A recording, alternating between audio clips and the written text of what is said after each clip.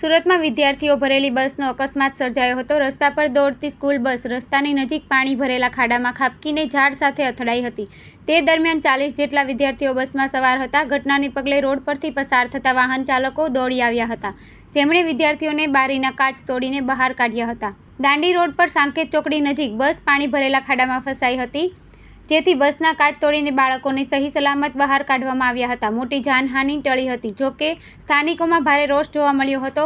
અમુક તો આ ડ્રાઈવરને માર મારવા સુધીની વાત કરતા રોષભેર જોવા મળ્યા હતા। મહારાજા અગ્રસેન ઇન્ટરનેશનલ સ્કૂલની બસ હોવાનું સામે આવ્યું હતું। ઓલપાડ તાલુકાના નરથાણ ગામ પાસે આવેલા મહારાજા અગ્રસેન સ્કૂલના બસને અકસ્માત નડ્યો હતો। કતારગામ વિસ્તારમાંથી વિદ્યાર્થીઓને ભરીને સ્કૂલે લઈ જવામાં આવી રહ્યા હતા। તે દરમિયાન પોલ લેનનું કામ ચાલી રહ્યું હતું અને ખાડો ખોદવામાં આવ્યો હતો। ચોમાસાના કારણે કામ બંધ હતું।